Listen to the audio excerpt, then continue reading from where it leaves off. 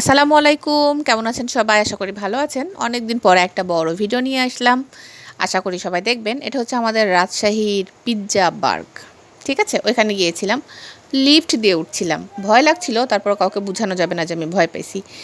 প্রথমে ঢুকতে চোখে পড়েছে আমার এই ঝাঁঝরবাতি, ভীষণ ভীষণ ভীষণ পছন্দ হয়েছে। এত বেশি পছন্দ হয়েছে যে মনে হচ্ছিল আমি চুরি করে নিয়ে বাড়ি চলে যাই, কিন্তু ভাবলাম না, সব জায়গায় চুরি করার চিন্তা ভাবনা করতে হয় না।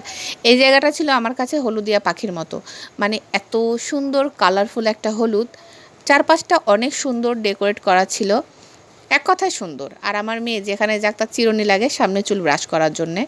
আর আমি ছিলাম যে ঝাঁঝরবাতি চুরি করা যায় কি না। আয়নাটাও অনেক অনেক অনেক সুন্দর, যত পুষপাস দিচ্ছিলাম আয়নার সামনে। তো আমি পোষপাস দিব আর আমার চেলা, আমার পিচি দিবে না তা কি হয়?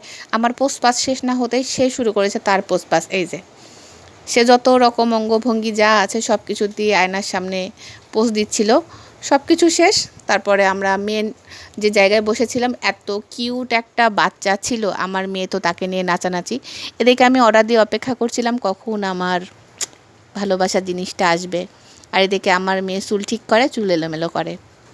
অবশেষে আমাদের যখন খাবারটা আসার কথা, পিৎজা আসার কথা, সেই সময় আমার মেয়ে একটা সুন্দর মুহূর্তের ছবি তুলেছিল। আমি ভীষণ লজ্জা পেয়েছিলাম, বুঝছেন? লজ্জা মিশ্রিত একটা হাসি দিয়েছিলাম আর ভাবতেছিলাম, আমি ওয়েট করছি না, এমনি অপেক্ষা করছি, হ্যাঁ দেখতেছি যে কেমন লাগে।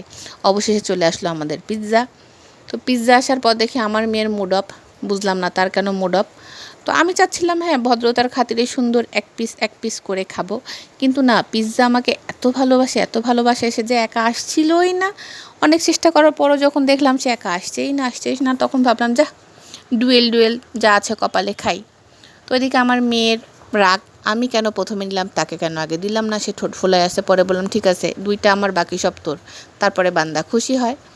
তো পিৎজা খাইতে খাইতে একটা সময় আমার মনে হলো এত কষ্টের ফল যে এত মিষ্টি হয়, এত স্বাদের হয়, এত ভালো লাগার হয়, এবার আমি বুঝছি।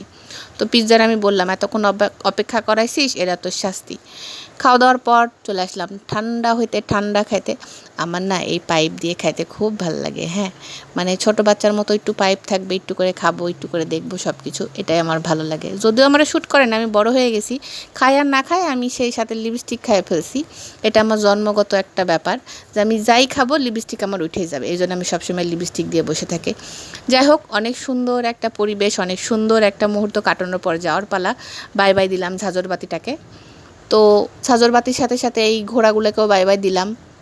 তারাও বলতেছে ফকিন্নি, তোর আর আসার এদিকে দরকার নাই।